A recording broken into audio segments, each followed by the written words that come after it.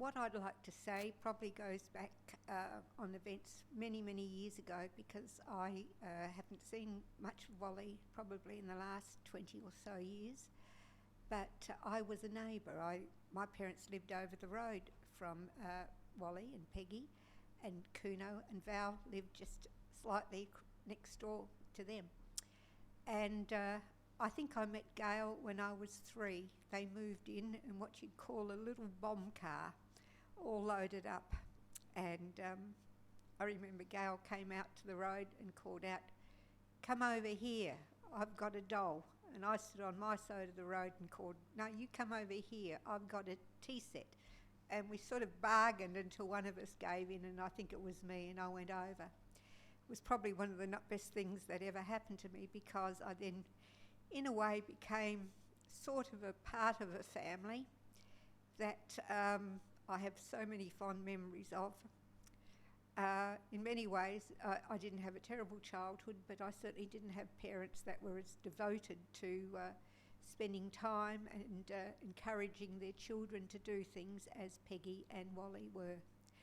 They were just the most generous, loving people. They loved each other so much, and you could feel that. I sort of never really come across a family like it ever since, I don't think.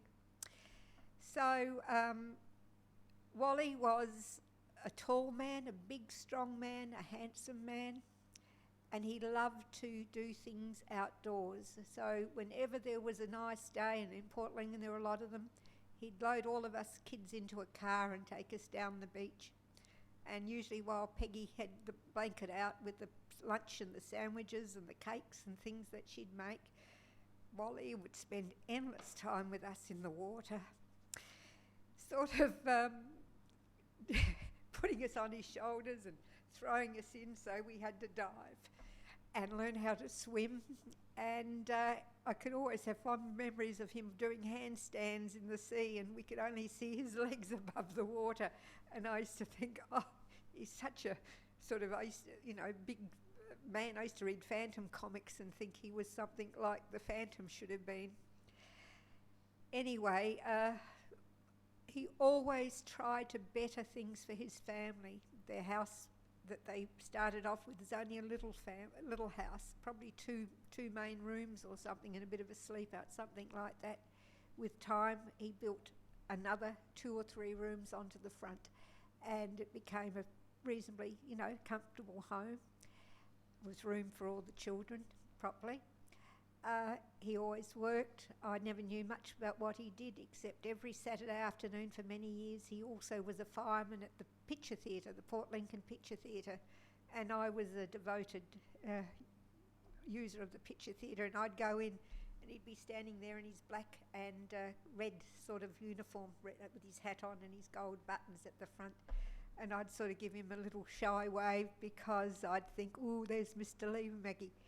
And he was always Mr. Liivamagi to me, even though in later years he kept on saying to me, "Call me Wally."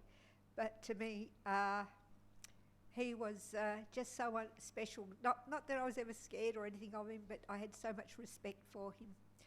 And I'm very, very glad that this year Gail did bring him up to my place in Salisbury, and I was able to go out and have coffee and a bit of a chat. But we talk about people coming to Australia. Well, he and Kuno both came out. They both had nothing. They both, in a way, married the best girls that Port Lincoln had, and were just a credit to themselves always, and a truly honourable, wonderful man.